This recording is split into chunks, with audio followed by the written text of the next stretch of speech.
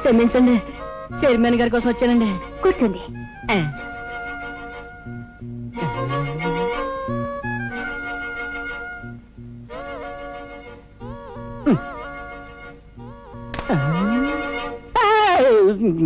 చూడు, నా ఇనపెట్టెలో లంచాన్ని ఆశించు గాని నా పడగదిలో మంచాన్ని మాత్రం ఆశించు. అయ్య బాబోయ్, లక్ష్మణుడు సీతాదేవి పాదాలు చూసినట్టు నా చూపు అంతా పాదాల మీద ఉందండి.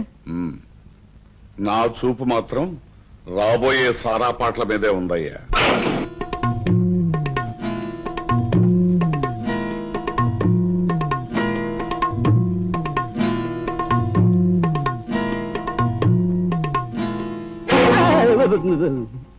టెండర్లు ఎందుకు ఓపెన్ చేశావు? లేదండి. లేకపోతే ఇందాక ఆ చేతిలో ఆ బ్లేడ్ ఏమిటి? గోళ్లు తీసుకుందామని.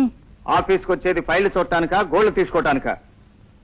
మరోసారి ఇలాంటి వెధవ ప్రయత్నాలు చేశావో ఆ సారా కాంట్రాక్టర్ దగ్గర అకౌంట్ పుస్తకాలు రాసుకోవాల్సి వస్తుంది. వెళ్ళు.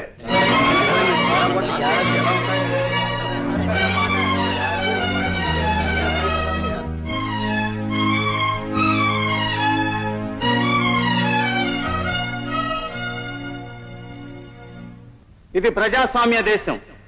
ప్రజలే ప్రభువులు కావాలి, కానీ సారా కాంట్రాక్టర్లు, రౌడీ గూండాలు ప్రభువులు కావటానికి వీల్లేదు. సర్లే, చాలా సార్లు విన్నాం. ఇన్నేళ్లుగా మీరు సాగిస్తున్న సిండికేట్ సంగతి నాకు తెలుసు. ఈ రోజు ఆ ట్రిక్కులు నా దగ్గర చెల్లవు. అబ్బో, చాలా మందిని చూశాం. అది గమనించి అందరూ పాట పాడండి. ఎవరు ఎవరికి భయపడనక్కర్లేదు. మనకి భయపడాల్సిందే. కమాన్, ప్రొసీడ్. మసాలా వడలు, గారెలు, జంతికలు. ₹1 జంతికలి.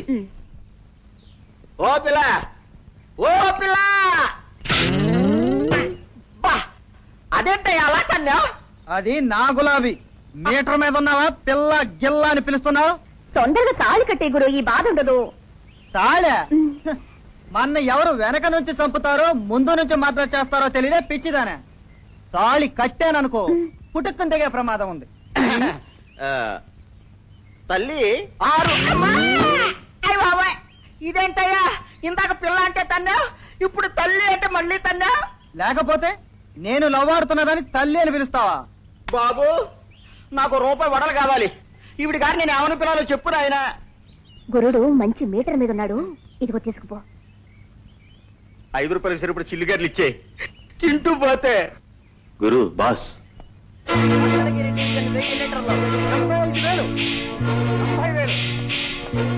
మాట మధ్యలో వచ్చేసరి ఏమైంది? అయ్యేదేంటి, మొత్తం బేకారైంది. బద్మాష్ లెక్కున్నారా కలెక్టర్? ఈ పాట మనకు దక్కేటట్లేదు. ఎంత బెదిరించినా ఆగకుండా ఆ కలెక్టర్ చూసుకుని పాట పాడేస్తున్నా. ఆ పాట 2 లక్షలు.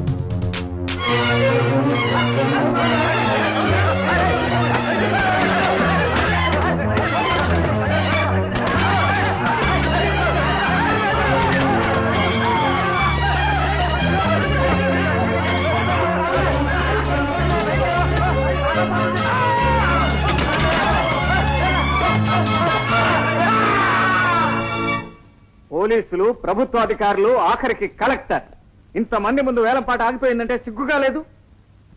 ఆఫ్టర్ ఆల్ ఒక సారా కాంట్రాక్టర్ కొమ్ము కాసే రౌడీ కలెక్టరేట్ ని గడగడలాడిస్తున్నాడంటే మనం ఉద్యోగాల్లో ఉందామా, వదిలేసి వెళ్ళిపోదామా? 24 గంటల్లోపు వాడు కటకటాల మధ్యన ఉండాలి.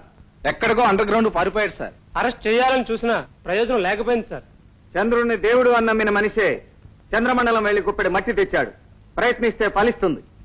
Go and try. Yes sir. అయ్యా, ఆ రౌడీగాడి తాలూకు కాబోయే పెళ్ళాన్ని నేను చూశానండి. దాన్ని పట్టుకుంటే. ఎవరా అమ్మాయి?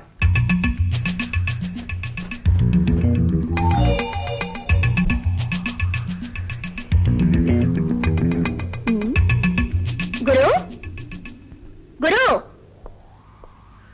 ఏమిటా ఇంత లేటు? అబ్బో, పెళ్ళాన్ని గదమాయించినట్టు ఏమిటా గదమాయింపు? ఎవరో వెంట పడుతున్నట్టు అనుమానం వచ్చింది. నీ వెంటబడే దమ్మెవడుకుందే? నాకుంది. Collector? Yes, collector Kalyan Kumar IAS.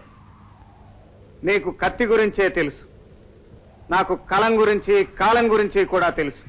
తెలియదు. కాలజ్ఞానం గురించి తెలిస్తే కత్తి పొట్టు వెతుక్కుంటూ ఇక్కడ దాకా వచ్చేవాళ్లే కాదు. నేను వచ్చింది నీ చేతులకు సంకెళ్లు వేయించడానికి. నన్ను మూసేయటమే మీ ఆఖరి మాట అయితే మిమ్మల్ని దెబ్బతీసైనా పారిపోవాలన్నదే నా మొదటి మాట. నిన్ను అరెస్ట్ చేయాలన్నది నా తొలి నిర్ణయం, కొట్టాలన్నది ఆఖరి నిర్ణయం. శబ్బస్ కలెక్టర్ బాబు. ఇప్పుడేమైందిరా నీ శబ్బాసు?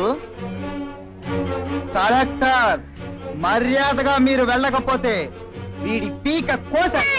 గొప్పగా దెబ్బతీసావు గురు. వాణ్ణి వదలకపోతే దీని పీక పిసికేస్తాను. మీరే కలెక్టర్ అండి? రౌడీ కలెక్టర్ని. మర్డర్ చేసి తప్పించుకోగలరా? మర్డర్ చేసి తప్పించుకోగల తెలివితేటలు రౌడీకే ఉండగా ఒక కలెక్టర్కు ఉండవా? ఆల్రైట్, దమ్ముంటే నన్ను ఓడించి తీసుకెళ్ళండి. అలా అన్నావు, బాగుంది.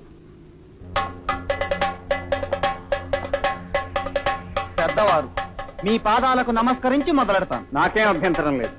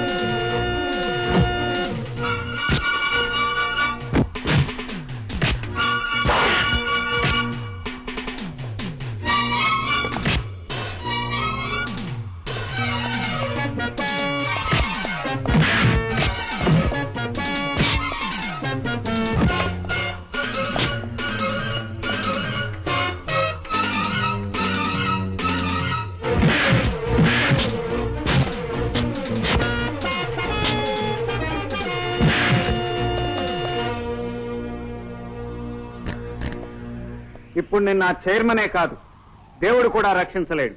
తీసుకెళ్ళండి.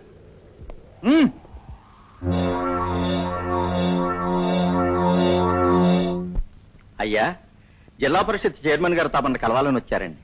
రమ్మను. దయచేయండి బాబు, దయచేయండి. నమస్కారం కలెక్టర్ గారు. కూర్చోండి. ఏం పని మీద వచ్చారు? అదే, మా బెనర్జీని విడుదల చేయమని అడగడానికి వచ్చాను. లేవండి. నాతో ఇలా బంతి ఆడుకోవడం బాగోలేదు. ఒక రౌడీని విడుదల చేయమని మీరు ప్రభుత్వ అధికారిని అడగొచ్చా? అతను రౌడీ కాదు, నీ పెంపుడు పూలి. దాని పంజా ముడిచి నేను కటకటాల వెనక నెట్టాను. ఓకే ఓకే, ఆ బోను తలుపు తెరవటానికి ₹1,00,000 ఇస్తాను. లక్షణంగా నిన్ను కూడా బోన్లో నిలబెడతాను. కలెక్టర్ గారు, మేము రాజకీయవాదులం. ఇప్పుడు బయటికి వెళ్లి కలెక్టర్ నన్ను చెప్పుతో కొట్టాడని అలర్ట్ చేస్తే రౌడీలందరూ చెలరేగిపోతారు. చెలరేగిపోతే ఫైరింగ్ ఆర్డర్ ఇచ్చి రౌడీలందరినీ పిట్టల్ని కాల్చినట్టు కాల్పిస్తాను.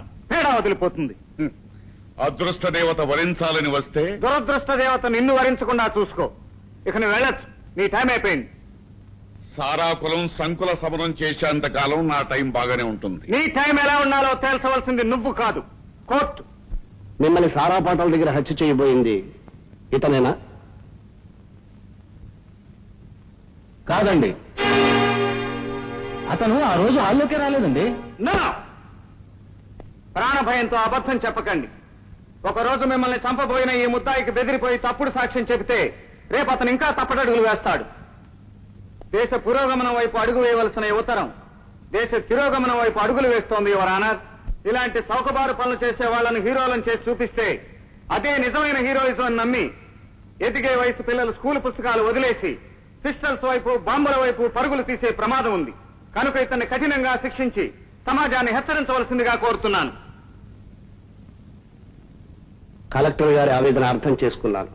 కానీ గాయపడిన వ్యక్తులే ముద్దాయికి నేరంతో సంబంధం లేదని చెప్పిన మూలంగా బెనర్జీ నిర్దోషి అని తీర్పు చెప్పడమైనది.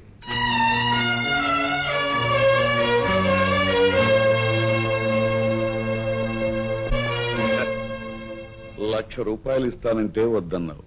30,000తో పని అయిపోయింది. నాకు 70,000 లాభం అన్నమాట.